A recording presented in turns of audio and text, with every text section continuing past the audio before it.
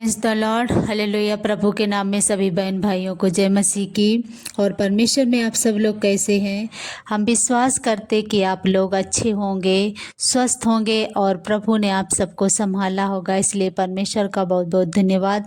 यदि किसी के जीवन में कोई भी समस्या है तो हमें कमेंट में ज़रूर लिखें, हम आपके लिए प्रार्थना करेंगे।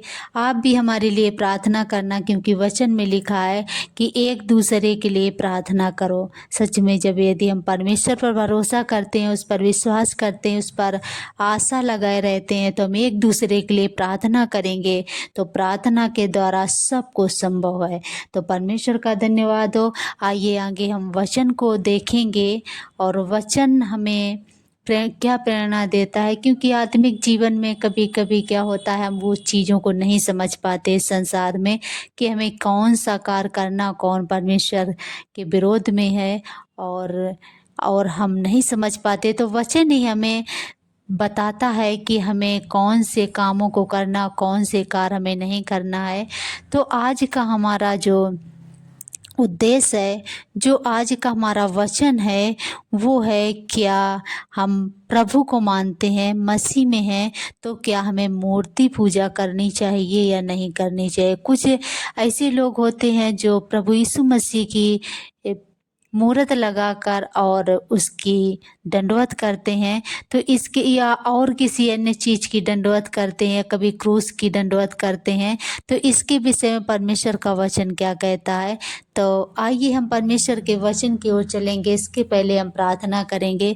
सर्वशक्तिमान हमारे जीवित महान खुदा, एक बार फिर से हम आपके पास आते प्रभु। हम दुआ करते परमेश्वर, कितने बहन भाई परमेश्वर आज प्रभु हमारे साथ इस प्रार्थना में शामिल हैं प्रभु। हर एक कुछ हुए परमेश्वर बल और शक्ति सामर्थ्य दीजिए प्रभु जी, जिससे परमेश्वर प्रभु जी वो तन मन से परमेश्वर आपका वचन सुन सकें प्रभु जी, और हर एक रुकावटें आपके नाम से दूर होने पाए प्रभु जी, और ये वचन के द्वारा अच्छे से सीख सकें प्यारे परमेश्वर, और अपने आत्मिक जीवन में परमेश्वर उस वचन को लागू कर सकें प्रभु। आप मदद कीजिए, सहायता कीजिए प्यारे परमेश्वर। सच में प्रभु आपने हमारी प्रार्थना को सुना, इसलिए हम आपका धन्यवाद देते प्रभु। सारा आदर महिमा देते हुए परमेश्वर हर एक बहन भाई बच्चों को और बुजुर्गों को आपके हाथों में सौंपते हुए प्रार्थना प्रभु यीशु मसीह आपके नाम से मांगती हूँ। आगे परमेश्वर के वचन की ओर हम चलेंगे और वचन से हम सीखेंगे कि परमेश्वर का वचन हमें क्या बताता है। तो आइए हमारे साथ निकालेंगे निर्गमन की पुस्तक और 32 अध्याय का देखेंगे 32 वचन। इसमें लिखा है, तो भी अब तू उनका पाप क्षमा कर, नहीं तो अपनी लिखी हुई पुस्तक में से मेरे नाम को काट दे। यहोवा ने मूसा से कहा, जिसने मेरे विरुद्ध पाप किया है उसी का नाम मैं अपनी पुस्तक में से काट दूंगा। अब तू जाकर उन लोगों को उस स्थान में ले चल जिसकी चर्चा मैंने तुझसे की थी। देख, मेरा दूत तेरे आगे आगे चलेगा, परंतु जिस दिन मैं दंड देने लगूंगा उस दिन उसको इस पाप का भी दंड दूंगा। अतः यहोवा ने उन लोगों पर विपत्ति डाली, क्योंकि हारून के बनाए हुए बछड़े को उन्हीं ने बनवाया था। यहाँ पर जब हम देखते हैं तो क्या होता है, जब मूसा सीनै पर्वत पर परमेश्वर की आज्ञा के अनुसार चला जाता है, तब क्या होता, बहुत लोगों ने क्या किया की मूर्ति बनाकर और उनकी दंडवत करने लगे, उनकी पूजा करने लगे, और तब परमेश्वर का क्रोध यहाँ पर भड़कता है, क्योंकि परमेश्वर नहीं चाहता। उनकी पुस्तक निकालेंगे और उसका 20 का 3 और 4 वचन देखेंगे। वचन मिलेगा, तू मुझे छोड़ दूसरे को ईश्वर करके ना मानना, तू अपने लिए कोई मूर्ति खोद कर ना बनाना, ना किसी की प्रतिमा बनाना जो आकाश में या पृथ्वी पर या पृथ्वी के जल में है।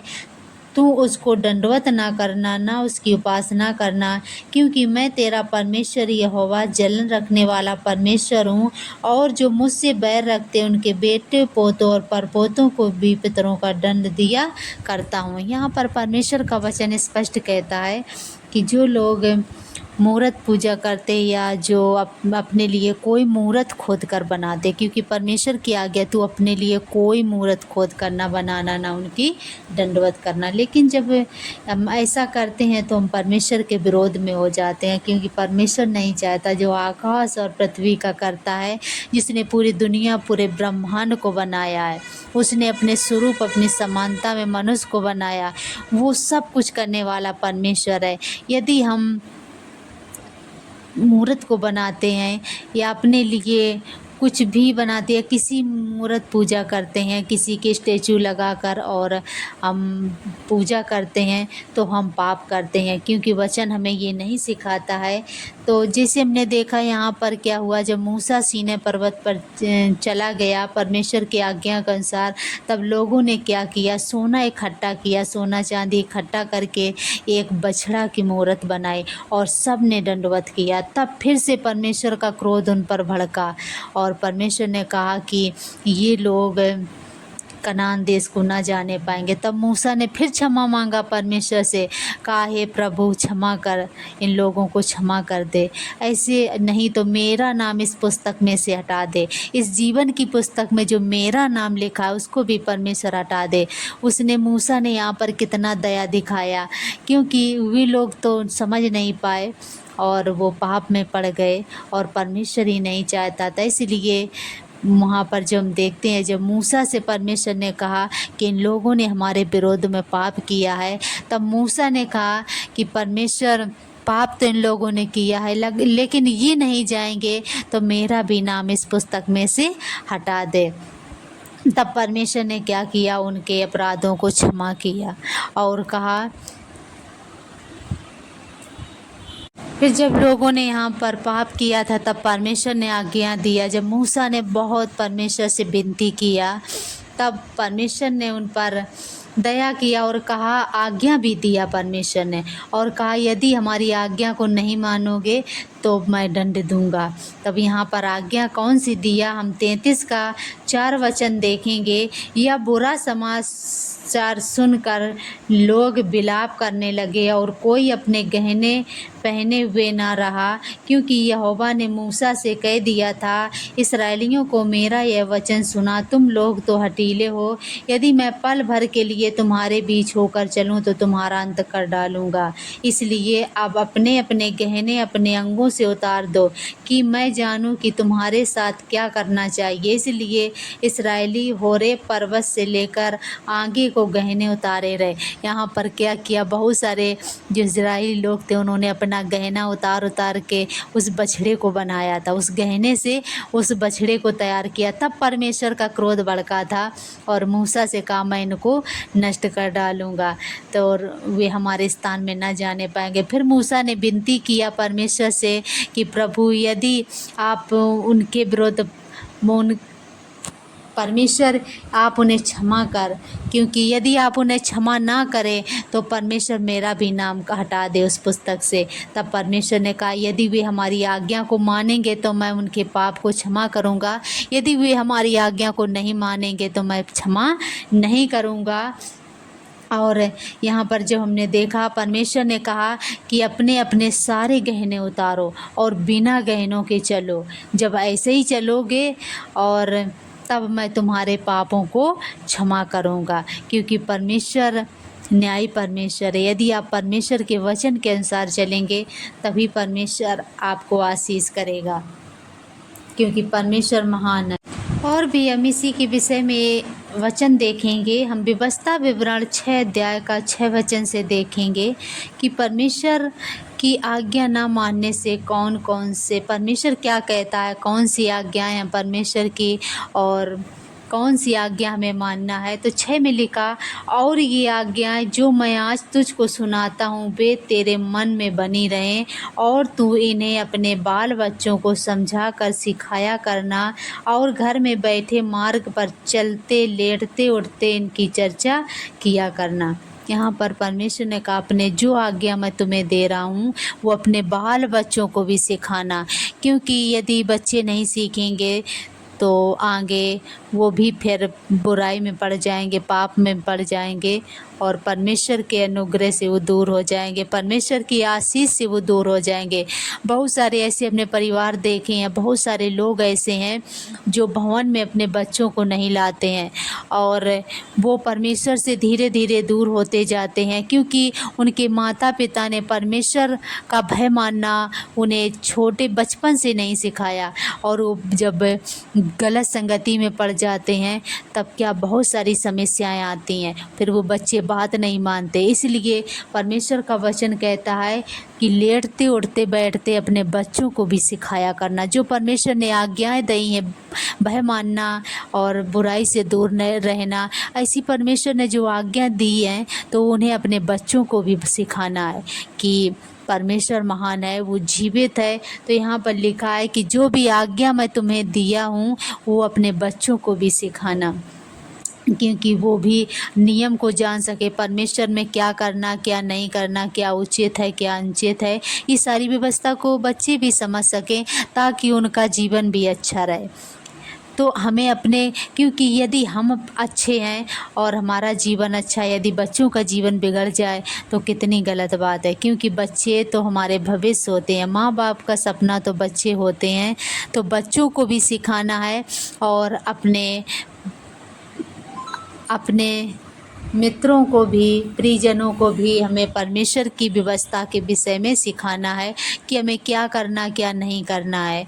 कुछ लोग हैं नहीं समझ पाते, नहीं इतना जान पाते हैं, तो उनको भी परमेश्वर के वचन के बारे में पढ़ के आप सुनाएंगे तो परमेश्वर आपको भी आशीष करेगा और उनके जीवन में भी परमेश्वर का परिवर्तन होगा, जो प्रभु का वचन होगा और उसके द्वारा उनका जीवन भी परिवर्तित होगा। तो एक हम कहानी के माध्यम से देखते हैं कि दो मित्र थे और वे आपस में एक दूसरे से बहुत प्रेम करते थे। इतना प्रेम था उनमें कि वो एक दूसरे के बगैर रह नहीं पाते थे।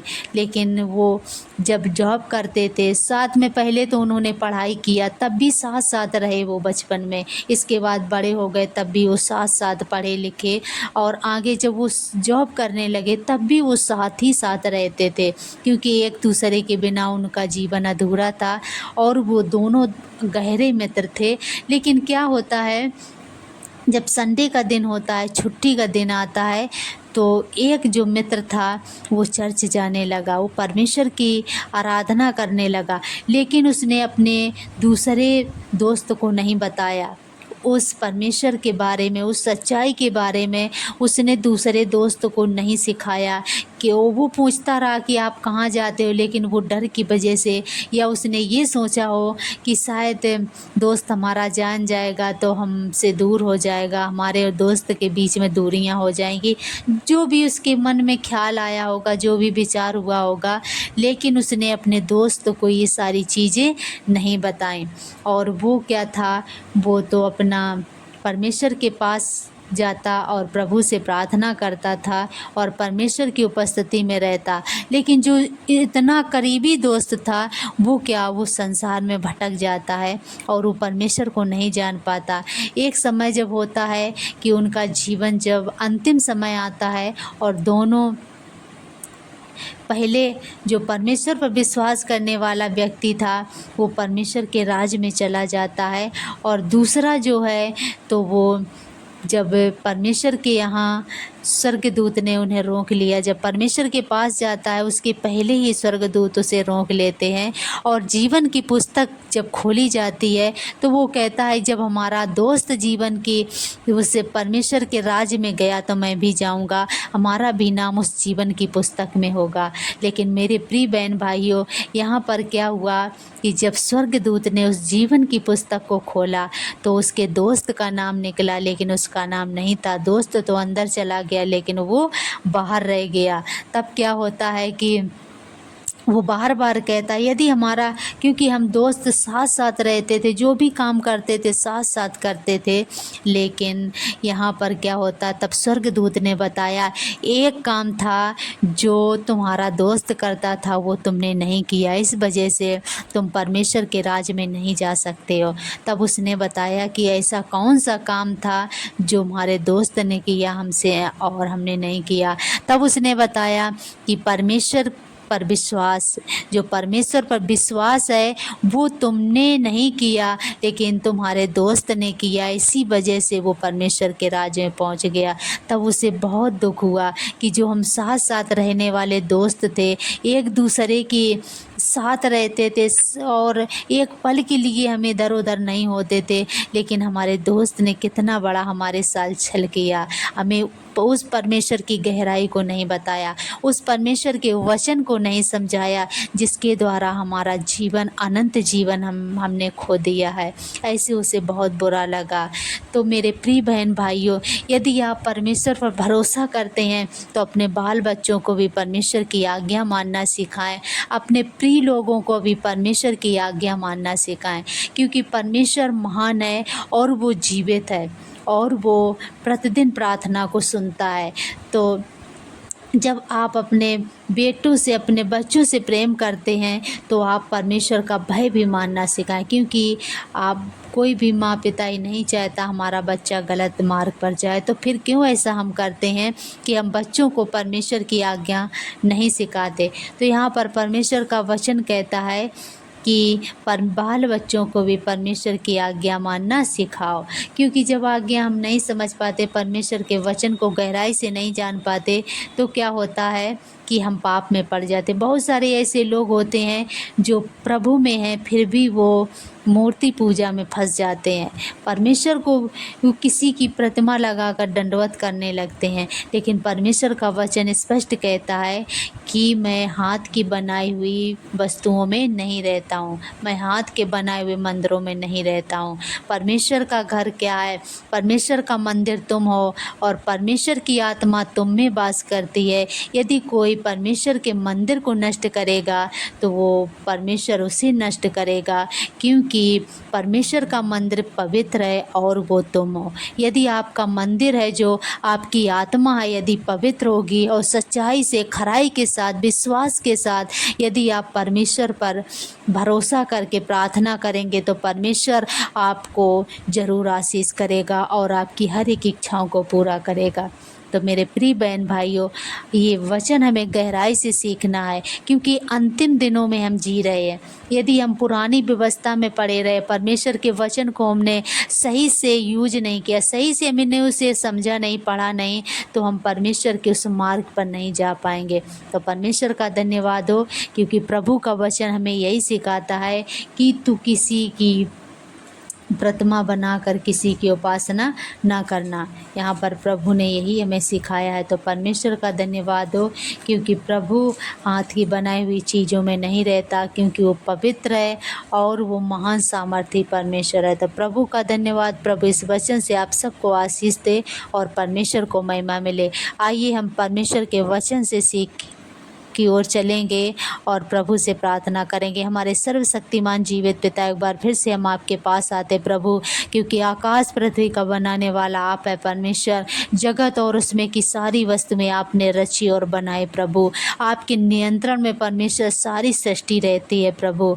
हम प्रार्थना करते, कितने परमेश्वर आपके प्रिय भक्त लोग प्रभु जी इस प्रार्थना में शामिल हैं परमेश्वर। हम दुआ करते, उनके जीवन में क्या समस्या हमें तो नहीं पता प्रभु, लेकिन आप तो जानते हैं प्रभु। यदि वे बीमारी में है परमेश्वर, आप उन्हें छू लीजिए प्रभु और चंगा कीजिए। हर एक परमेश्वर जो लाइलाज बीमारी है प्रभु, वो भी आपके नाम से दूर होने पाए प्रभु जी। आप छुए परमेश्वर और उन्हें पूरी तरह से चंगा करें। यदि उनके जीवन में आर्थिक समस्याएं हैं प्रभु जी, और परमेश्वर पिता हम दुआ करते हर एक आर्थिक समस्या उनके जीवन से दूर होने पाए प्रभु जी। आप उनके घर में परमेश्वर आप अपने आशीष की वारिश कीजिए प्यारे परमेश्वर। जो भाई बहनें परमेश्वर कार्य करते हैं प्रभु, बिजनेस व्यापार कर रहे प्रभु, हम प्रार्थना करते हर एक कारोबार में परमेश्वर आपका अनुग्रह, आपकी करुणा बनी रहे प्यारे प्रभु जी। आप मदद सहायता करें प्रभु, जिस कार्य में हाथ लगाएं परमेश्वर आप उन्हें 100 गुना फल दे प्यारे प्रभु। आप मदद कीजिए, सहायता कीजिए परमेश्वर। जो बाल बच्चे पढ़ाई कर रहे प्यारे प्रभु, उन्हें अच्छा ज्ञान बुद्धि विवेक में आगे बढ़ाए परमेश्वर। अच्छा पढ़ लिख कर प्रभु अपने माता पिता के नाम को ऊंचा करें और आपके भय मान कर परमेश्वर आपके अनुग्रह में बढ़ते जाएं प्रभु। आप मदद कीजिए, सहायता कीजिए प्यारे परमेश्वर। जो बड़े बुजुर्ग परमेश्वर पिता प्रभु जी, जो परमेश्वर पिता प्रभु, उनको भी परमेश्वर अच्छा स्वस्थ दे प्यारे